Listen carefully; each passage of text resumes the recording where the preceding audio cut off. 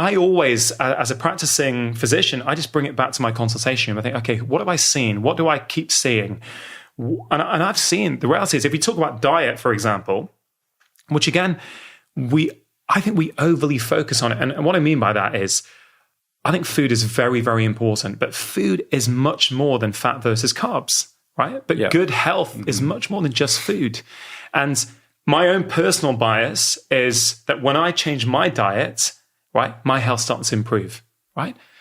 But that's my personal bias, because I've had many patients who that wasn't the route they wanted to take. Some of them, like I've got so many patients who've got mental health problems, they didn't want to change their diet, even though I knew that would help improve the way they felt about themselves and their well-being. They started getting more physically active first, and then that made them feel better. So then they wanted to change their diets, and that has almost been pivotal in this 4-pillar approach, which is, okay, guys, you choose where you want to start. I don't mind if you want to start with food, right? Start there. But if you don't want to start there, that's okay as well. And, I want to make this, this book came out a few months ago in the UK, right? And it's doing incredibly well. And I think the reason it is doing so well is because I've really tried hard to not talk down to people, not to tell people what to do. Nobody wants to be told what to do, right? And I don't do that it surprises people, but as a doctor, I have never still, in nearly 20 years of practice, I've still never told a patient of mine that they have to give up smoking. And what I mean by that is I feel that my job as a doctor is to have an honest conversation with them if they come into my consultation room. And if they ask me, my job is to tell them what that is doing for their health and their well-being. If at the end of that conversation, the man or the woman says to me, hey, doc, I get it. I hear what you're saying. But you know what? I get so much enjoyment out of that. And I'm not going to quit. I feel as a human being, I feel, what right do I have to say to him? No, you must give it up. And actually, I think one of the reasons why I tend to get really good compliance with my patients is because I do treat them like partners. I treat them like adults. Even if that smoking conversation is just setting the scene for 6 months down the line or 12 months down the line, when they've thought about it and reflected and we've done a bit of other work and they come back and go, hey, you know what, I might be ready for it now. So I think, I think that side of things is really, really important. Yeah, finding the psychological button that's going to activate the person. And everybody has something different. There's a different way in with every individual. So you almost have to really take like an inventory of someone when they come into your office to try to determine what is the thing that I can talk about with this person that's going to catalyze change in them. Yeah. And do you know what? The hardest thing for me, Rich, was I know how to do that one-on-one with the patient, or I'd like to think I do. I think the biggest skill of the healthcare professional is actually how do you interact and communicate with your patient. I think that is the number one thing that actually leads to good outcomes. I don't care how many papers and how many science things you've read. If you don't know how to make it personal and relatable to that person in front of you, it doesn't matter. Really doesn't matter. But the system is not set up to encourage that. And that's one thing I want to explore with you. And I want to get into the 4 pillars and all of that. But I think maybe it would be good to kind of contextualize all of this by establishing the lay of the land right now in terms of what is going on with chronic lifestyle disease in North America and the developed world. Because the statistics and this, specifically some of the numbers that you use in your book, they're just appalling. They're beyond appalling. They're unsustainable for every single healthcare system on a financial level, but on a human level, on a moral level. Chronic disease is affecting so many families, and it's causing pain, disability, heartache, premature death. I've gone on record before as saying 80% of what I see as a medical doctor in my practice is in some way related to our collective modern lifestyles. Mm-hmm. Okay, I'm not putting blame on people, right? Because I get it. It can be tricky, okay? But I'm saying collectively, the way we're living our lifestyles is having a negative impact on the way that we feel. And look, in the book, there's some US statistics, but I'll give you a UK statistic that is frankly alarming, right? And this is from 2012, okay? That in 2012, so 6 years ago, one report suggested that the UK was paying £20 billion.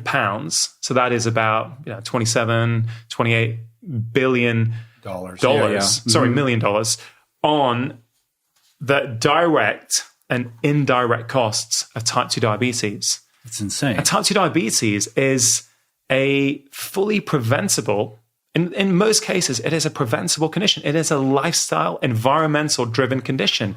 And we're saying we're going to effectively, if we don't do anything different, we're going to allow it to bankrupt our healthcare systems. I find it incredibly sad. Yeah. I'm looking at your book right now. 1 in 10 Americans currently has type 2 diabetes. Between 1990 and 2013, rates of this disease shot up by an incredible 71% in the U.S., one of the most dramatic increases of any nation. It costs us $245 billion a year. Half of all American adults currently suffer from a chronic disease, with 1 in 4 people suffering from 2 or more. Chronic disease is by a wide margin now the deadliest problem facing America. It's true. It's unbelievable.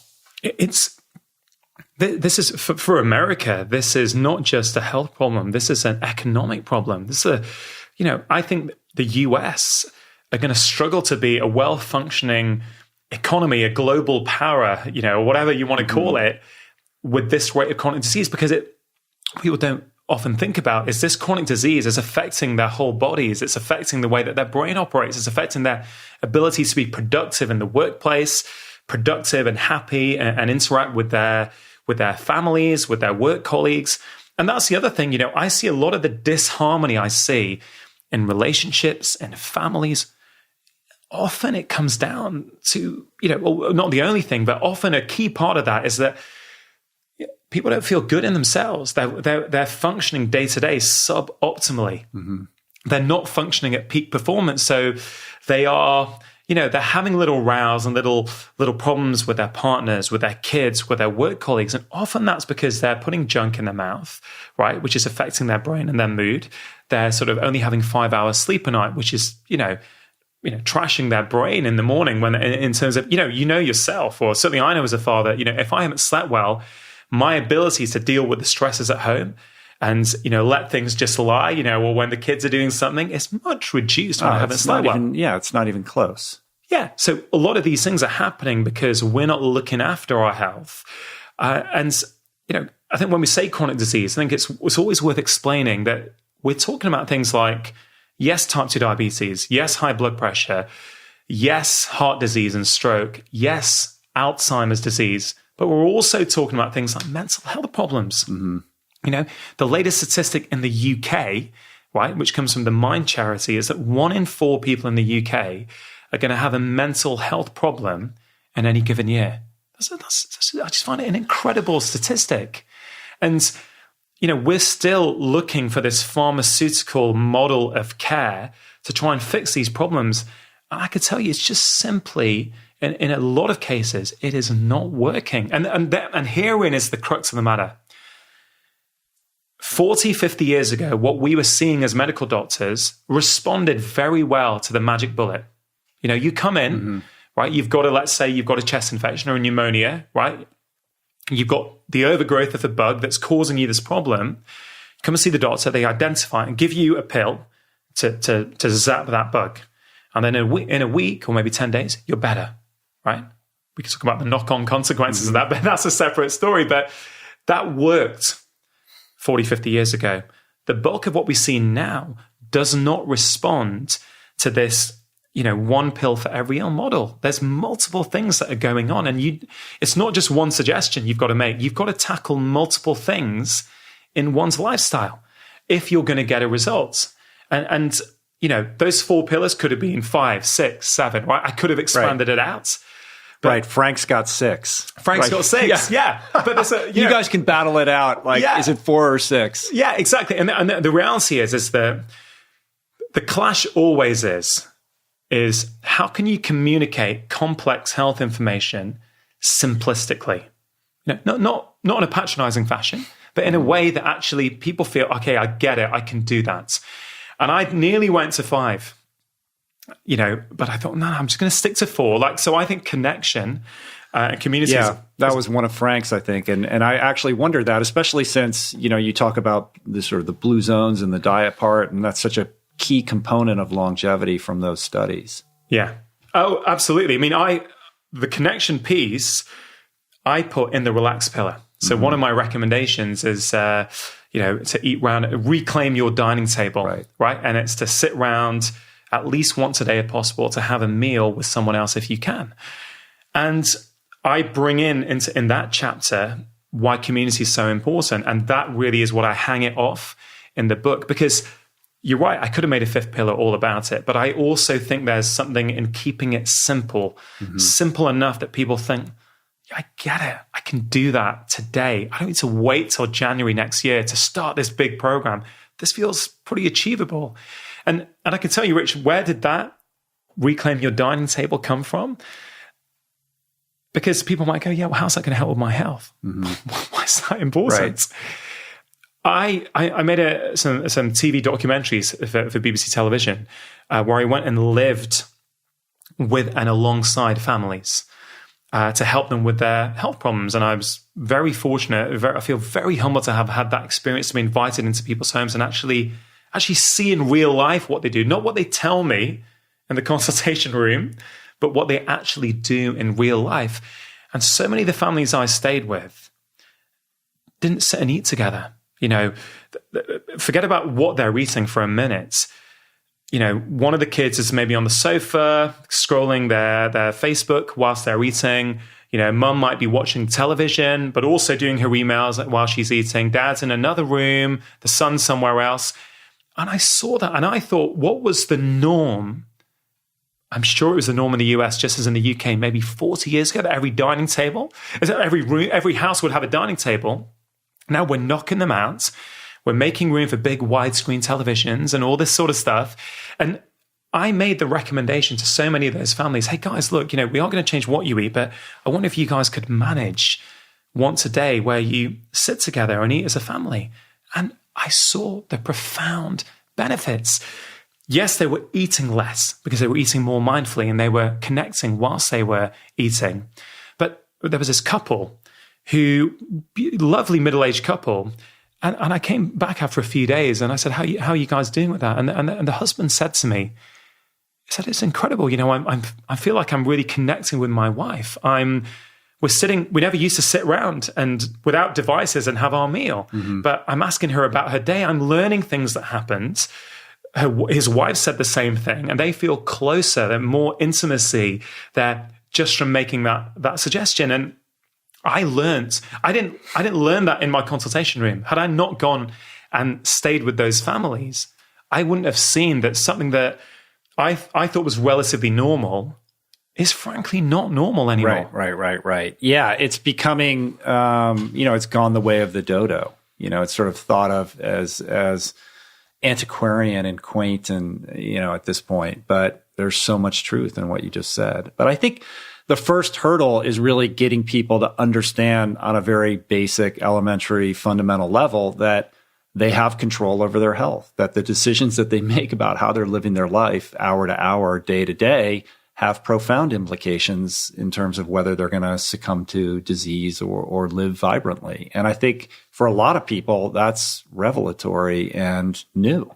That's brand new. Even the way I was taught at medical school really didn't empower us, didn't empower me as a medical doctor with that information, because back then we thought our genes were our destiny, right? That's kind of what we thought was going to happen. And then as we do the Human Genome Project, we get more and more, we understand that it's all to do with our genes. What cards have we been dealt when we come out of the womb?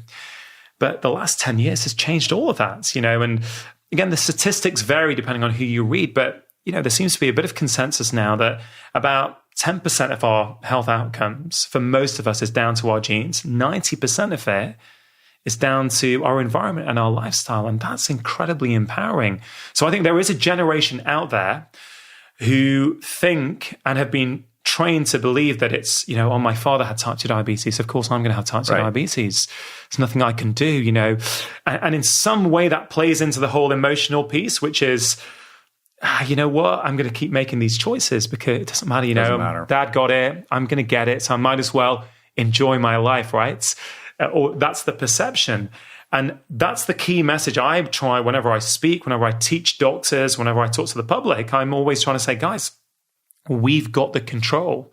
We've got more control than we think. Now, just to be clear, there are some genetic conditions that are related to, like even Alzheimer's, for example. There is under 1% of Alzheimer's is due to your genes, right? Some people are born with something that means it's very likely they're going to get it, okay?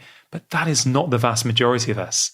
And I think even that message is like a revelation for people. And even if I could, help the incredible, people like yourself and other doctors and other people who are trying to spread this message around the world, if all we do is get that message out there, that's a great starting point. Because here's the other thing, right? Is that one of the things that frustrates me about the infighting on social media and on the internet about a lot of these things is that many people are kind of saying similar things, right? So to give you one extreme viewpoint here, I wouldn't call it an extreme viewpoint, but just to sort of paint the picture, obviously there is a lot of animosity between certain groups, whether it's vegan, plant-based versus low carb and, animal products, for an example. But both groups, right, are saying now that actually we can reverse a lot of these chronic diseases. Both groups will say we can reverse type 2 diabetes. We can reduce our chances of getting Alzheimer's by adopting our dietary pattern, right? So I trying to sift through that and sit just outside it and look at it and go, okay, so compared to 10 years ago when very few people were saying that we could reverse a condition like type 2 diabetes. That was crazy making. Yeah. And now we've got this coming out from people who, may have a different viewpoint on how the best way to do that is, right? But they're all saying we can reverse this stuff. That, I think, is a revelation. I think we need to focus on that, go, okay, great. So I don't necessarily need to be on medication for the rest of my life. I might be able to do something about this. And I find that exciting. And I think that's the message we need to get to people and then help them make small changes. So why do people find it so hard? So many reasons for that. There's a lot of emotional reasons behind that as well. But I think if we can make it seem accessible to them, if they feel, hey, you know what, I can do that. Like one of my recommendations is 15 minutes of me time a day. Most people, 15 minutes, and it's incredible because it's like a domino effect. You start it off simple, you get people go, right, I can do that. I think I can manage 15 minutes, right? And then that domino falls, you start to feel the benefits, and then the other dominoes start to come in line. But Dr. Chatterjee, you don't understand my life. I get up at 4:30 in the morning. I got 4 kids. I got to get them dressed into school. And then I work 2 jobs. And by the time I get home at 10:30, 11 o'clock at night, and I got to try to make a little bit of food for my kids, and I'm just exhausted. I get it. I understand. So what do you think you can manage? Can we start with 5 minutes? Do you think you can find 5 minutes in your day? And that's the approach I take. These are just suggestions. These are not prescriptions. These are saying, look, I think 50 minutes is a great starting point. But if all you can manage is 5 minutes, right? And even that fictional lady who, you just spoke about, I bet you she can manage 5 minutes somewhere in her day. And that's not me being judgmental at all. I'm just saying I've got patients like that. And what I try to do one-on-one is find the way in, find what is it that they're doing. Where can I get a bit of traction here? What can I start them with? I've made a deal with a patient before that they're going to do 2 minutes meditation a day. Right? So I can't do it. They said, I can't meditate. I can't, I'm not going to have time. It doesn't fit with my lifestyle. I said, okay, you brush your teeth for 2 minutes in the morning. Okay. Why do you do 2 minutes in the morning? Because I've always done that. I said, yeah, you've ingrained that in a habit. Even if you're busy, you never don't brush your teeth for 2 minutes in the morning, 2 minutes in the evening. Okay. He goes, yeah, that's right. I don't. I said, well, how about then, do you think you can manage 2 minutes of meditation? Yeah, 2 minutes. Sure. And we made a deal. I said, okay, I tell you what, let's make a commitment now that you're going to do that. She goes away. She starts doing that. Within about 2 or 3 months, she's doing 20 minutes a day.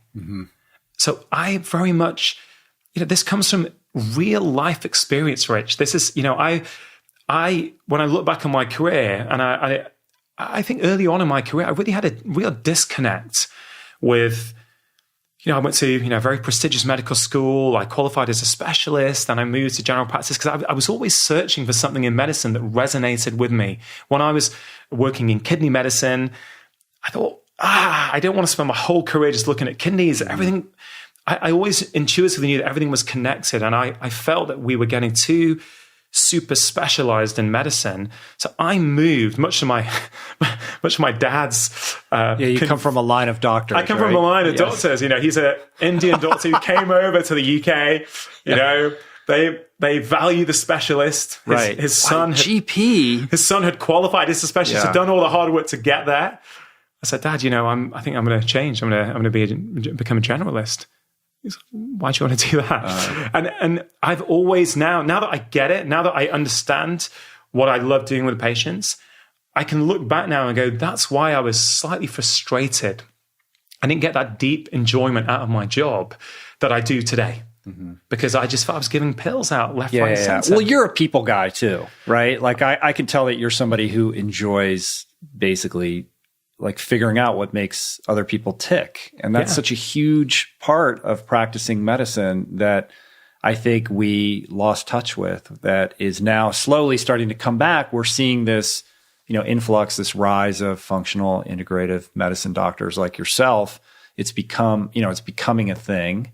And yet it's still very much a small sliver in comparison to the way most people are practicing medicine and the way that most patients experience their healthcare practitioners. And it's very sad. It's very sad because this is affecting people's lives. It's people are dying early. Their day-to-day lives are being hindered because, we're not evolving with the times. The health landscape of the developed world, and actually the developing world as well, has changed. So the way we practice medicine also has to change, but it hasn't. And therein lies one of the big problems. And, I say, I've created, I was getting so frustrated with this. I thought, okay, I can keep talking about it. I can keep going on BBC television and talking about this being a problem, but how are we going to start fixing this? So with a colleague of mine, I created a brand new course called Prescribing Lifestyle Medicine. That was the first prescribing lifestyle medicine course to be accredited by the Royal College of GPs. So that's great. Yeah, and we taught 200 docs in the UK back in January. We ran it again in April. And why that accreditation was important, because it gave it a bit of validity. It gave it to other docs who were like, I'm reading all this stuff on the internet. I'm interested, but having the CPD points there for people to come. Right, legitimizes it. It legitimized it. And, it took, we spent 6 months working up this course. We're trying to do it in one day. But it's my way of trying to say, look, yes, I've showcased on television that type 2 diabetes, fibromyalgia, can be reversed in many cases. Panic anxiety attacks can come down by 70% by making lifestyle changes. Right. Autoimmune diseases, Crohn's, all sorts of things. I feel like, I've helped showcase that to a mainstream audience on BBC One and in countries all over the world, that these conditions can often be reversed, but certainly dramatically improved, right? By making these changes to these 4 key areas. But I thought, well, that's great, but if the public are watching that, then they go to their own doctor for help in that, but the doctor doesn't know what to do with that.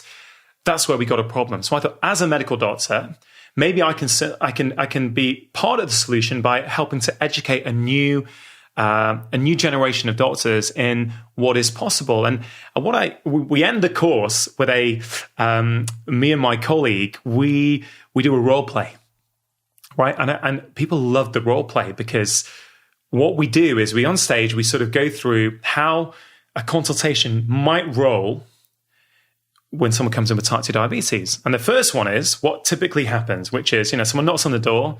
I'm the doc. I'm looking at my computer. I'm typing away. The guy comes in. I barely make eye contact. I'll say, hey, Barry, look, we've got some news for you, Barry.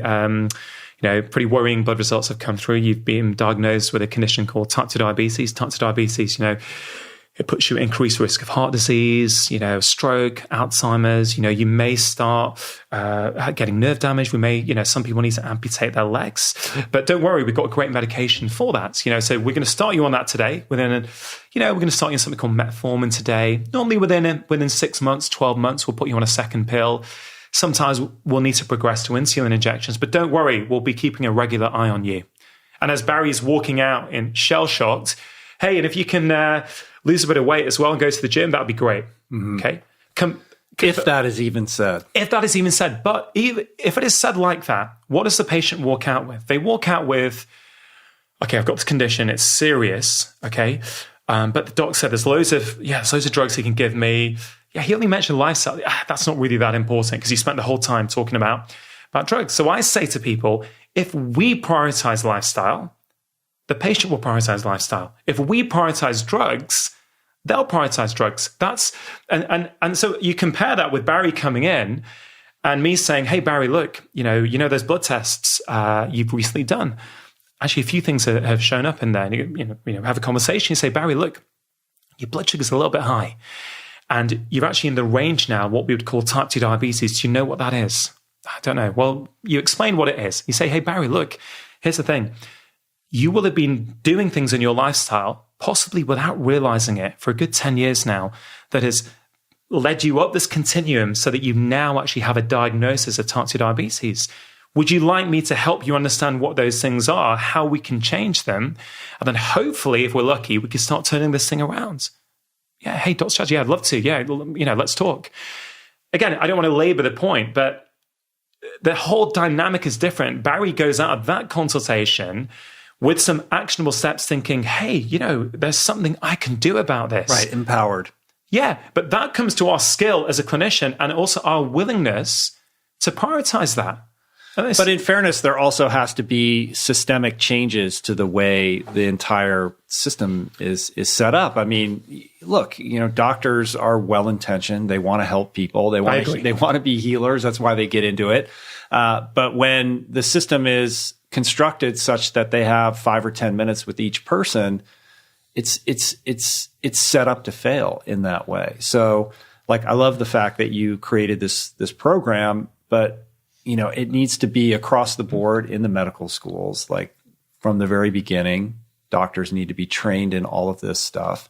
And systemic changes have to be made that allow for that kind of bandwidth with each patient so that person can leave with that sense of empowerment. Rich, you're absolutely right. And, ultimately, this is not just going to be the doctor. This is arguably, we need to collaborate more with nutrition professionals, with health coaches, But what I say to people is, people say to me sometimes, why do docs need this training? Why can't docs just refer to the right people? And there's a fundamental misunderstanding of what our job is, you see, because if we don't know, right? Okay, we spoke about type 2 diabetes and let's say obesity, right? These are things which are obviously, for many people, related to our lifestyle. Okay, so arguably we might refer here. Okay, what about conditions like mental health problems, right? What about something like migraines, which cause huge disability, huge morbidity across the population? What about these problems where we don't automatically think that lifestyle has a role? When I know full well, and I've seen that you can absolutely make a huge impact with these patients with lifestyle changes. Unless we get the training, we're never, ever going to be even referring these guys to health coaches or lifestyle professionals to help them. Yeah, you wouldn't even know to do. You wouldn't even know to do that. I gave a lecture. It was in Bristol in the UK in January, where for the Royal College of GPs on well-being for doctors, because burnout in physicians is a huge problem. And I said to these guys at the start, I said, how many of you, with a patient who comes in with a mental health problem like depression, how many of you talk about food with those patients? And, about 5% of the room put their hand up. Then I presented some of the science behind it, including, there's this beautiful trial from February 2017 called the SMILES trial in Australia, very small, okay, but it was a randomized controlled trial showing that people who followed a modified Mediterranean diet, these are all patients with depression, moderate or severe depression. They were already on therapy. None of that was changed. But one group went on a modified Mediterranean diet for 12 weeks. The other group had some sort of talking, social therapy. And at the end of 12 weeks, there was a statistically significant remission rate in the group who went on a modified Mediterranean diet. Mm-hmm. Now, there was only 67 participants, but that adds to the weight of evidence that is already building. And I said, guys, look, how many of you now are going to have this conversation with your mental health patients? And pretty much everyone put their hand up.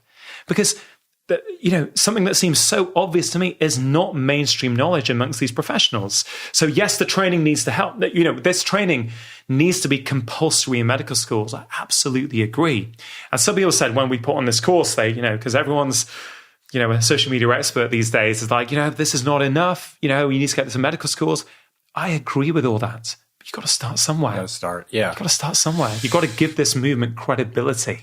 The mental health piece is so huge. And I think, I'm interested in your experience. Like when you start talking about treating mental illness or things like depression through lifestyle alterations, people get nervous. Yeah.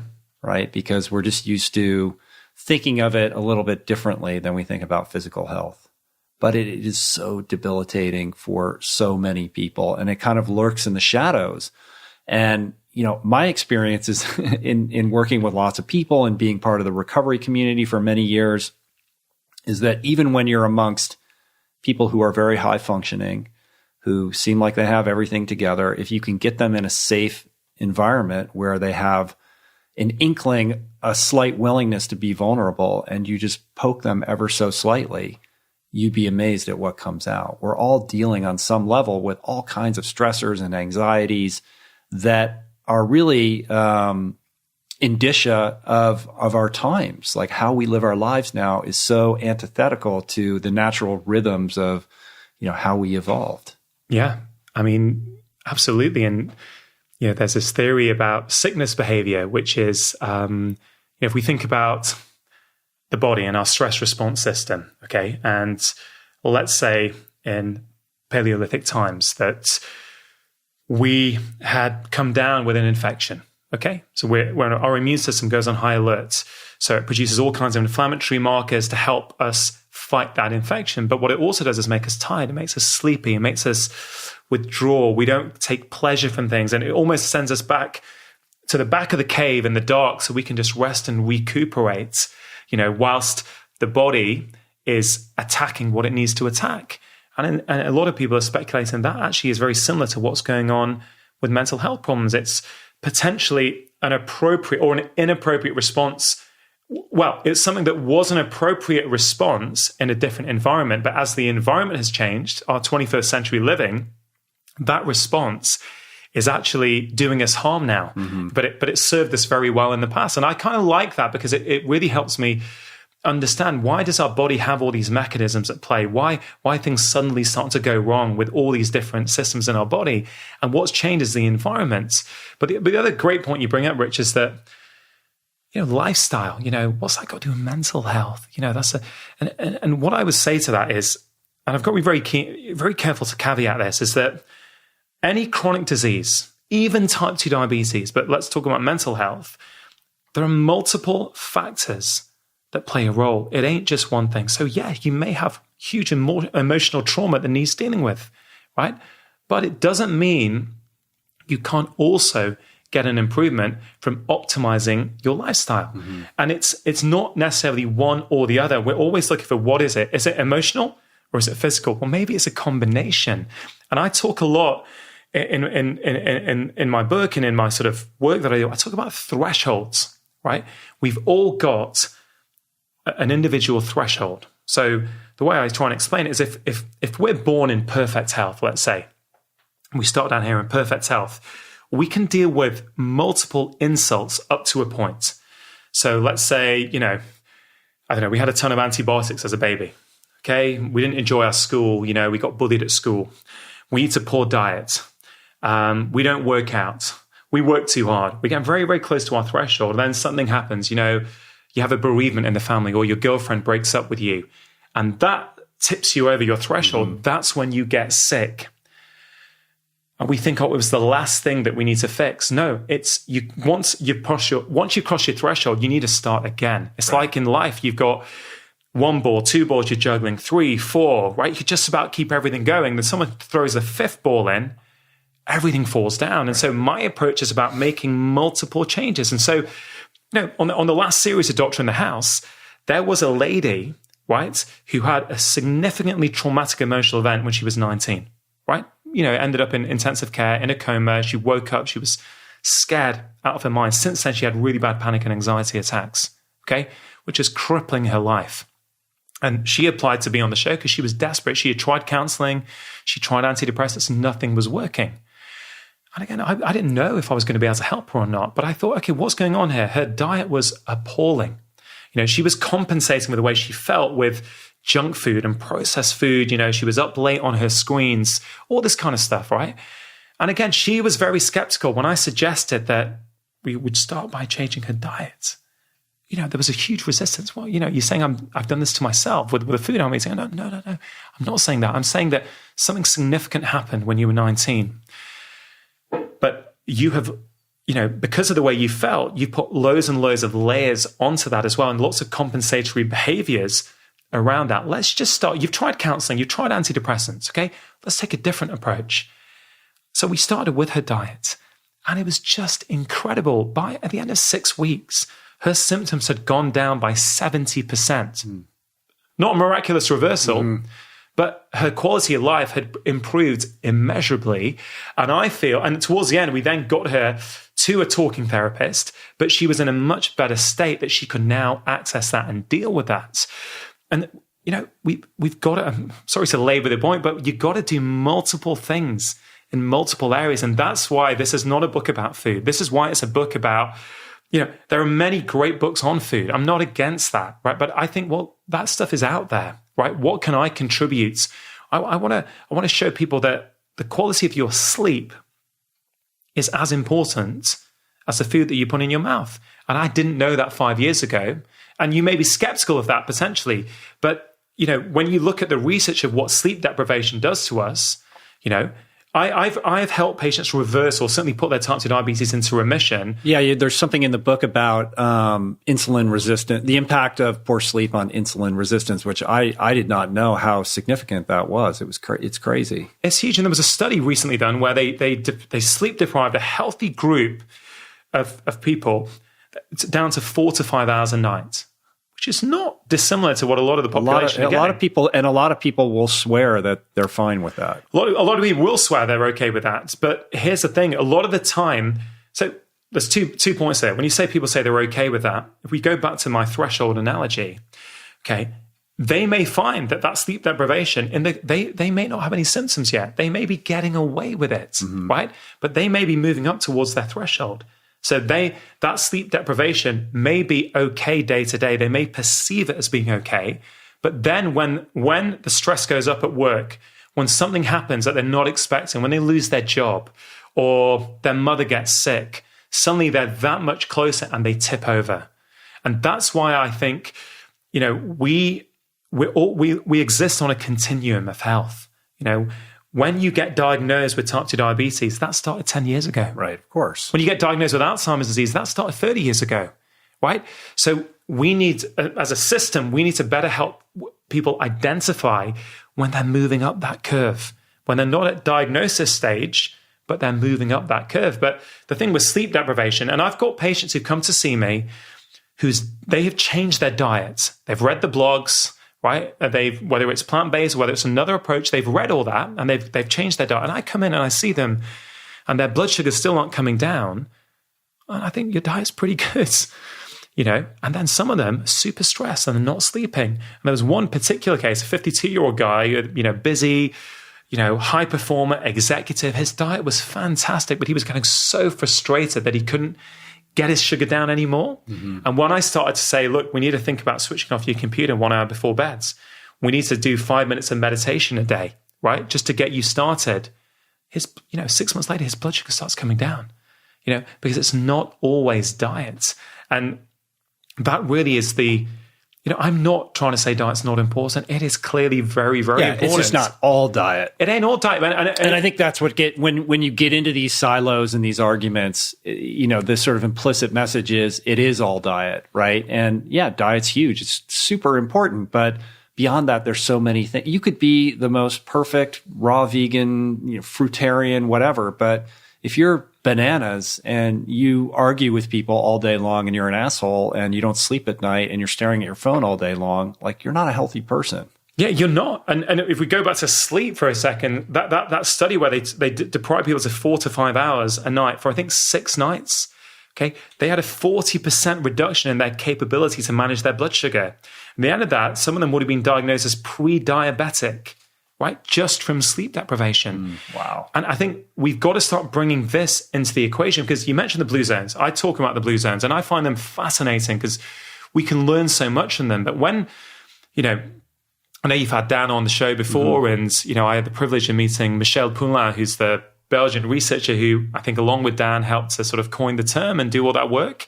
I met him in Guernsey last year, which is an incredible experience, which I'll tell you about actually. But when we look at them and we try and look at the perfect diet, I understand the rationale behind that, but we're looking at populations who are eating well. They're also pretty they're physically active every day. They're sleeping well. They've got low levels of stress and they've got a strong sense of community, right? So when we look at them, it's a lifestyle. It's the whole piece put together. And when we compare in the West, where we are underslept, we're overly stressed, we're physically inactive, and a lot of us are eating highly processed junk food, right? That's just a recipe for trouble. And we can't, I don't think, just take one aspect of the blue zones. We have to look at it all and go, let's try and optimize as many of these as we can. And the other thing I sort of would love to sort of try and get across is, I get it. Life is tricky for some people. You may work shifts, right? You may find it hard, right? So maybe if your sleep pillar ain't going very well, maybe you need to optimize the food pillar and the movement pillar and the relaxation pillar.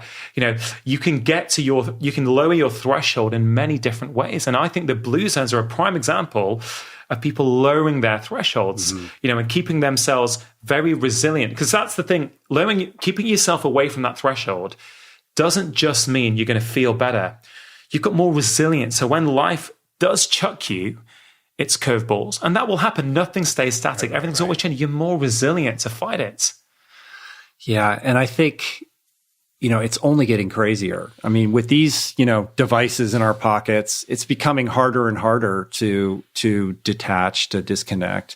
And, what's going to happen 10, 20 years from now? It's going to be almost impossible to unplug at all. And the pace of life just continues to get rapider and rapider. And, there's no, like, you actually have to work to be bored now. There's no reason to ever be bored again. You can be overstimulated during every minute of every waking hour. We've lost the art of stillness. We've lost that ability to just sit there and let our mind wander. And actually, that's when a lot of the creativity happens. Your default mode network, your DMN in your brain, which is where a lot of these creative ideas come from, that goes into overdrive when we're not focusing on a task, when we're just sitting there, just watching the world go by, or maybe when you're going for a run. I'm going to bet that you get a lot of your great ideas when you're out running. Oh, yeah, absolutely. Rather than when you're here. It's the only time where I can just be by myself and my thoughts in nature. Yeah, because you're not trying to sit here figuring it out. I've got this problem. I can't get to the bottom of this. You probably go out for a run and you find, I've got the solution. Right. Or when I am grinding it out and trying to figure it out, I'm like, let's see what's happening on Twitter. I'm going to stare at my phone now. Hey, man, I know that feeling. But I'd say I recently gave a talk to Apple in London on well-being for their employees. And, incredibly, privileged, and I feel very humble to go in there and talk to them. And I actually spoke to them about tech. And I said, I felt like I was in the lion's den talking about tech and some of the problems, but also what a great opportunity they've got, because so many people use their products.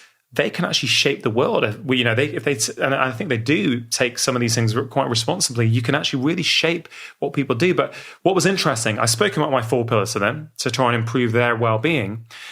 At the end of the talk, this chap came up to me. He must have been in his mid-20s, right? He said, hey, Dr. Chatterjee, I found that really, really interesting, but can I ask you something? I said, yeah, sure, fire away. It's like, if I switch my phone off an hour before bed, what am I going to do? Rich, he was serious, man. Yeah. I'm not kidding you. This is a kid. Panic. He was deadly serious. And I learned a lot, and I thought, wow. Actually, for some people, they're so embedded to this, they genuinely don't know what they're going to do without it. And I thought, I've got 2 young kids, now 8 and 5 years old. And I worry about this, as a father. Yeah. There's always something to worry about as a parent. And I think, what am I going to do? Very, very soon, everyone in my son's class is going to have a phone, and he's going to be like, Daddy, can I have one? He already asked it for his birthday recently. And, I looked at his thought, I'm not going there with Dad. I know what the answer is, but I worry because I don't want to make my children social outcasts.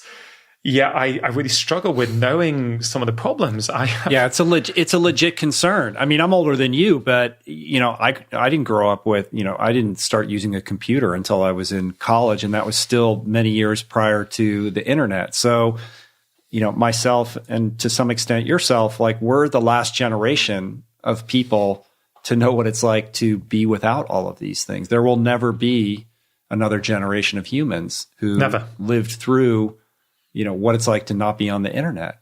And so it is tricky, as a parent myself, to try to find that balance, because on some level we have to accept the fact that these devices are part of what it means to be fluent in the language of our times. So it's not about like, no, you can't have it. It's about creating responsible habits around it, which is difficult when you're talking about a device that has the addictive potency of heroin. I mean, you've just hit the nail on the head. It's not about demonizing these devices and technology. This technology is fantastic, right? It's utterly life-changing. We're having like what we're doing right now. What we're doing right now, or we could have done this, let's say, over Skype, right? We could have been 5,000 miles away from each other having a conversation because of this technology, which is utterly incredible. And I think what we have to just remember is that this is a new technology, right? We haven't quite yet figured out as a human race, how do we use it in a way that it really helps us and serves us rather than enslaves us? And just as we've got like sleep hygiene rules, I think we need technology hygiene rules. We need, what are good practice rules? Do we need a bit of tech-free time every day? I absolutely believe we need a bit of tech-free time every day. But here's the thing, if you've got that device near you, it's very, very hard because they are addictive. Yeah. And one of the sort of recommendations I make is, can you have a screen-free Sabbath? Can you have one day a week without a screen completely? Now, I get it. People are going to almost be having palpitations at the thought of that. What am I going to do? Yeah. So I say, well, if you can't do a whole day, try an hour. Start there. I tell you, on a Sunday morning, right? If I go with my wife and my 2 kids to the local park, right? If I go and my phone's in my pocket, right? It goes something like this. Kids are playing, we're all interacting. Before you know it, I'm just, hey, they're on the climbing. Just have a cheeky little look, what's going on Instagram, and then before where are the kids, something like that. But somebody abducted them. Yeah, but before you know it, you're drawn into this world because it's powerful, it's engaging. If I make the decision, I'm leaving my phone at home, I have a completely different experience. I'm present. I'm mindful. I'm paying attention to what's going on. And my kids call me out. You're not panicky and feeling naked? Yeah, no, I love it, but I've got used to it. I've got used to it. And ultimately, my kids, particularly my daughter, she'll call me out. If I'm in the room with her somewhere and I'm distracted on my phone, she's like, Daddy, you're not listening to me, are you? I tell you, that's like a dagger in the heart for me. And I'm like, okay, yeah, I'm just going to put my phone off in another room. And so as a father, one thing I think is really important, it's something I really try and adhere to, is spend at least 1 hour a day with my kids when I'm around, without my phone anywhere in sight and not even on. Because that's my strategy. Again, I'm not saying everyone has to do this. I'm just saying I'm trying to figure it out. I'm as addicted to this technology as anyone else is. Yeah. I'm trying to figure out a way where I can still get the best of it without harming myself and also my relationship with my kids in the process. Yeah. Well, when you figure it out, let me know. It's hard, right? It's hard. It's really hard. You know, I mean, it's like, and I make my living through this, you know, through this ecosystem. So it's even more difficult for me to create, because I can make a justification. Well, this is what, you know, I need to be doing. I got to promote the latest podcast. I got to da-da-da-da. And, you know, it's not good for me, you know? And so I go through phases where I'm really good and then I lapse. And, you know, as somebody who's a recovering alcoholic, like it just pings every part of my brain that like wants to use and check out and get that little rush. But what's the difference? You say, you know, you compare it to alcohol, but let's talk about food for a minute. People will often say, yeah, I could eat well for a short period of time, then I've fallen off the wagon. I couldn't do it. You know, and it's the same thing with these phones. I'm not expecting perfection from people. No, it's not my right to expect perfection from anyone, but that's not what I'm trying to suggest in what I do with patients, what I do when I speak to the public or in the book. What I'm trying to do is empower people with information. Say, look, guys, this is what's going on, right? This is going to be having an impact on you. Here are some strategies that you might want to adopt. Why don't you suck it and see? Why don't you try this? You like this one? You don't like this one? Fine. You've tried it. That doesn't work for you. Try this one. I mean, one thing I will say is one of the most life-changing things people can do, okay, is take off notifications, right? And I'm deadly serious. You don't need, you know, that's the way you can start taking control of that technology and go, I don't need to be notified every single time someone likes my Instagram post or my latest Facebook article or someone's just retweeted me. I don't need to be notified every time. You know, so all my notifications are off. My email inbox is on manual refresh. So I can look at my phone. I could have 20 emails waiting for me. I don't know. I have to go into the app and I have to, you know, refresh the screen, right? And then I see. And, you know, that's a small step that I think most people can manage. And I would say to people listening to this who are tempted to do something, I'd say start there. Yeah. Just start there. That's one thing I have done. And that was life-changing. All the notifications on my phone are off. The one thing where it gets me into trouble, though, is when you take notifications off your text messages, because there's an expectation when someone texts you that it prompts an immediate response. But where does that expectation come from? Well, I don't know. Maybe it's self-generated in my own mind. But I've trained now, like I basically, unless it's really pertinent, I don't respond to text messages right away, so that people who text me don't then develop that expectation. But I don't know if you've noticed this, like texting has now become like email. It's like, it's almost like I used to just not get that many texts, but now I get so many texts that it's like the same thing. But then I don't think to check my texts because I don't have that little number on there. I don't know when I have new ones. Yeah, it's, you know, you can also grayscale your phone too, which I think is a great thing. What's that? I'm not familiar with that. There's a setting where you can go in and remove all the color. And so it's just black and white screen. And there's something about the way that everything is colored in a specific way. There's a lot of money and science that's gone into, you know, creating that compulsive, addictive response, and color has a big role in that. So there's been studies done that when you grayscale your phone, that it really tempers that compulsivity. Yeah. There's a guy called Tristan Harris who's doing like a lot of research in this right now. He's been kind of doing the podcast rounds, and it's super fascinating. That's super interesting. Yeah. You know, communication is changing, isn't it? You're saying like text messages are becoming a bit more like emails, and it's very hard now it's very hard to put those boundaries in now. You know, I try my best to guard my number, my phone number with my life, you know, because that then means people have got access to me on a Sunday, on a Saturday, you know, when I'm on family time. And those boundaries have just got blurred now. And, you know, it's funny, you know, I also think that we've lost an element of respect on other people's time and their boundaries, not because we're meaning to, but I'll give you an example. Recently, somebody who's got my number added me to a WhatsApp group of like 15 people. 14 of which don't have my number. And when it first happened, I was, you know, I was like, oh man, I'm on this WhatsApp group now, and these 14 people who don't have my number have now got my number, so they can contact me personally in a way that they couldn't do before. And again, it's nothing about ego or anything like that. It's just more, I'm really trying to guard my own personal time, my private space, and I feel that's been taken away from me now. And the person who did it didn't do it with any malice at all. They were we haven't really written the etiquette rules. Exactly. And that's what I think is going to be written over the next few years. And now is what is the right etiquette? Like, as you say, there's an expectation of the text message. You should be responding. So you're helping to educate your community, your friends, people who have access to you via your text. You're helping to just educate them a little bit. Go, hey, when you text me, I'll get back to you, but it won't be quick. And I think we all have to do that. Tim Ferriss wrote in the 4-Hour Work Week, about that's when I learned about the emails, about pre-setting the expectation when someone says to you, this email gets checked twice a week or once a day.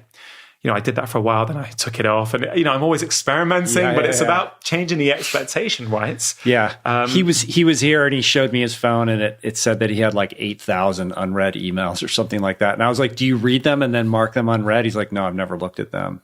And I did an experiment when I was as I told you before the podcast, just got back from Italy. I did an experiment where I had a colleague of mine, my assistant, handle all my emails while I was gone. I'd never turned over my entire email box to somebody else and gone away for 2 weeks and not looked at it.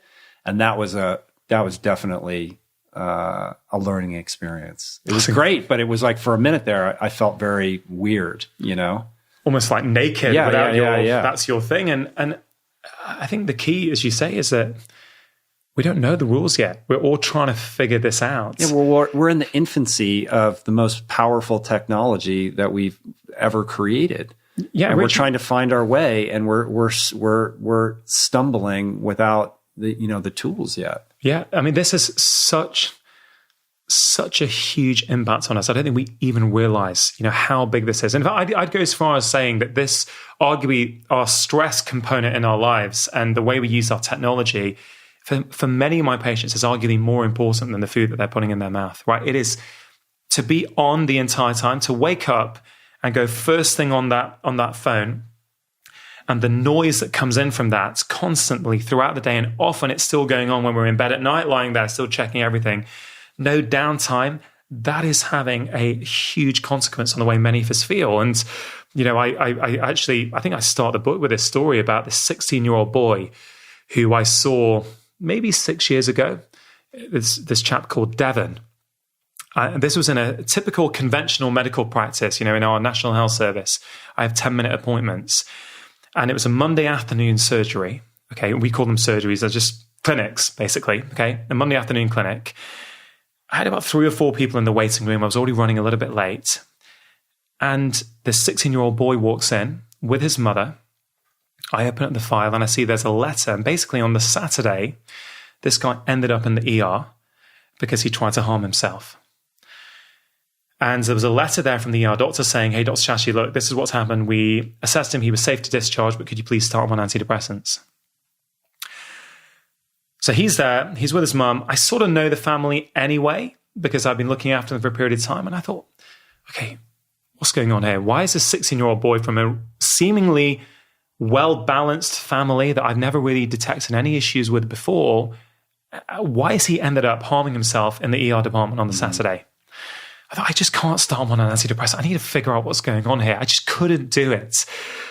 So I spent maybe 10, 20 minutes with them. And I thought, hey, I need a bit more time. I said, guys, look, are you able to come in tomorrow morning at the end of my morning clinic? And I'll spend a bit longer with you. And they said, yeah, sure. So they came in the following day. At the end of that, I thought, okay, there's many factors at play here. But one thing really worries me, which is his use of social media and his smartphone. And I said to him, look, Devon, would you be interested in me helping you reduce your usage? And he said, well, is that going to help? I said, well, look, I don't know, but I don't think it's helping your current mental state. Would you be willing to give it a go? And he was at, that low ebb. And he said, yeah, sure, if you think it's going to help. So we agreed for the first week that just for 1 hour before bed, he'd switch off his phone and he wouldn't go on the internet. He comes about 7 days later. And I said to him, how are you doing? And he said, well, Dr. Chatterjee, I'm still not great, but I feel less up and down in the day. I'm sleeping better. I just, I've got a bit more energy. Things aren't quite as bad as they were. I said, okay, so you've already seen that that's having a little bit of an impact. What if we increase that a little bit more?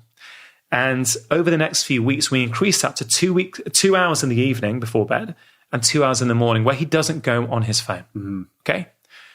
He's starting to feel better. You get it? Not cured or anything, but significantly better.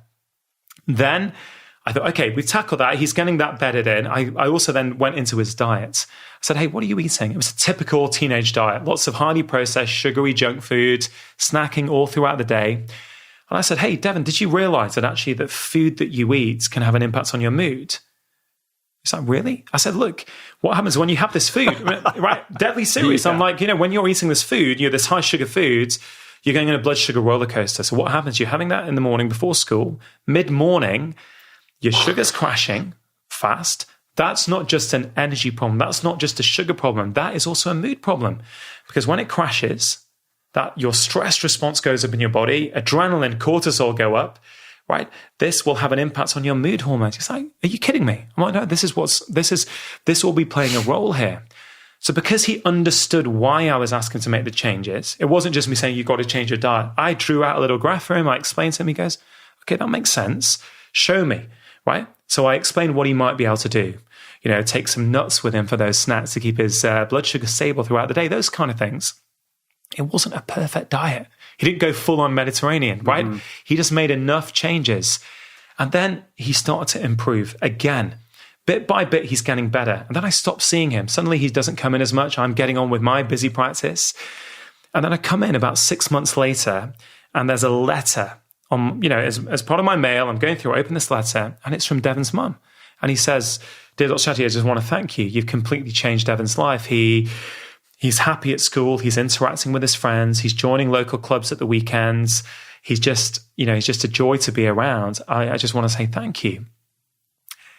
And I've learned so much from that case, Rich, because I thought, wow, yes, I think there are emotional issues as well. But simply by tackling 2 of those 4 pillars, mm-hmm. right? The relaxed pillar, where I helped him reduce his social media use by helping him understand what was going on. I helped him improve his diet by maybe 20, 30%. It's not full on, right?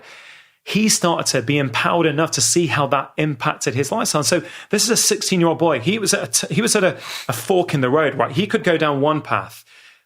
I'm on my antidepressants. I've got depression, right? That's the label I've got. No doubt he would have been put on a repeat prescription. Mm-hmm. He could still have been on that 5 years later. But at that moment, he took another path. He now has empowered himself. I really helped him to understand how the environmental choices he makes impacts his mental health. And I very much hope that that's going to keep him in good stead going forward, because if things get tough in the future, he will know, actually, there are some things I might be able to do which are going to help me. And really, this is what I'm saying. This 4-pillar approach is deceptively simple, right? We think, where's the real medicine? Where's the cool stuff? Right? This is the cool stuff. If you get this stuff right, everything gets better. Yeah, if you're lucky, you can reverse your disease, but you can certainly improve the way you feel. Pretty much everybody can improve the way they feel, whether you've got a disease or not. If you're just someone who wakes up tired every day and needs sugar and coffee to get you through each day, these principles are going to help you. Mm-hmm. If you've got type 2 diabetes, it's going to help you. It doesn't matter, because these are universal. I can't invent the principles of good health. They're the same principles that existed 100 years ago. I can't come up with a new concept for a book and say, hey guys, I've got the secret, right? I don't. It's the secret no one wants to tell you that you've never heard before.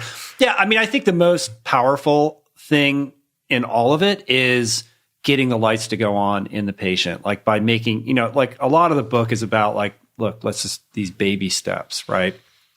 And if you can just get a patient to implement 1 or 2 of those, the lights go on. They start to make that connection between how they're living and how they're feeling. And then they're invested. And then you're basically catalyzing that person's journey for the rest of their life. They're going to go off and, continue to grow and explore and refine and change and do all of that, on their own, with guidance, of course, from people like yourself. But it's that empowerment piece that I think is so important. And I think it's a fundamental paradigm shift in the doctor-patient relationship from one of, the traditional paradigm of I'm the expert, you're going to do what I tell you. And we're not in a partnership here. I'm the authority, to, okay, let's sit down and have a chat. And like, we're a team here. And what can we do together? Where it fosters that sense of self-determinism. Yeah, it's a partnership. It's got to be a partnership between doctor and patient, because those days of that paternalistic relationship, they're over. They're gone. I mean, there's still a certain generation who expects that. Yeah, there's still, I mean, yeah, most of it is that way still. Most of it's that way. You're the rarity still. I think I've always been slightly odd in the head, because I've never seen it like that. I've always kind of wanted to have that partnership, that conversation. But it didn't start that way for you. Like, we didn't even tell the story about how you got into all this. Yeah, it didn't. Well, it's interesting that, because I reflect back now on my career, and you're right, it didn't start that way, but on some level it did. So, to put it in perspective, is I qualified for medical school, and I thought, I've got all the skills now I need to get out there and make people better. Great, this is what I've trained for. Let's go. And make dad proud. Yeah, exactly. And family proud and all this kind of stuff that, I grew up with. And I rock up and I'm, doing acute medicine. And then within a couple of years, I'm, leading the cardiac arrest team in the hospital and doing all the kind of cool acute stuff that you think being a doctor is all about. But actually, I reflect back and I think even then, I don't think I was deeply satisfied. I saw how powerful modern medicine can be for acute problems. People walking in through the door, sick, and you give them whatever you need to give them, and suddenly they're transformed. Just incredible. So you don't really question at the time. You don't even know yourself. Hey, we go to med school really early in the UK. We don't do a degree first. So, when I qualified as a doctor, I must have been 21. 22. Oh, really? Wow, that's way earlier than in the States. So early, something like that, maybe 22. And I think now, I didn't even have the life experience to be able to understand what people were going through. But the point is, I was okay. My career was going fine, and I was doing my specialist exams, and I thought, yeah, okay, fine, I'm going to figure this out.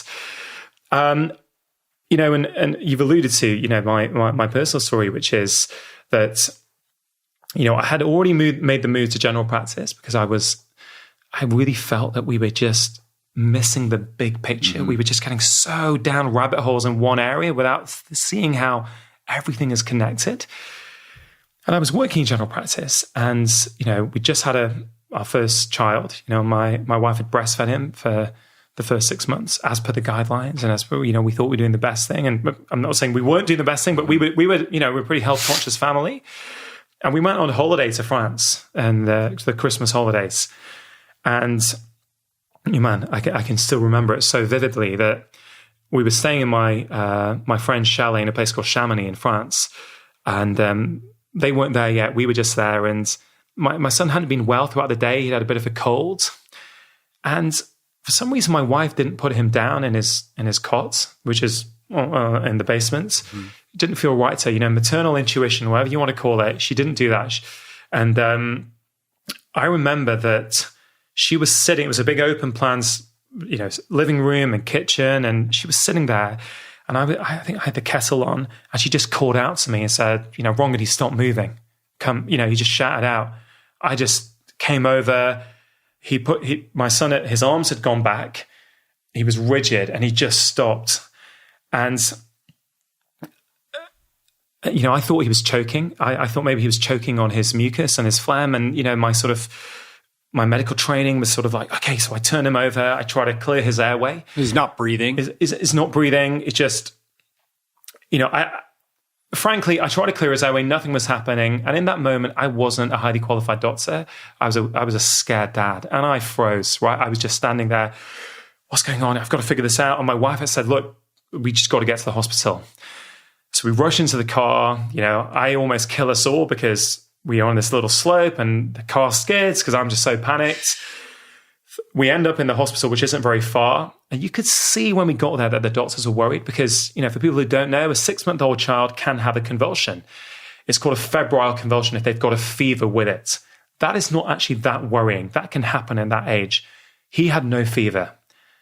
So you could see the doctors were really panicked as to, okay, what's going on here? Why has he got no fever? Because that's the common cause. Mm-hmm.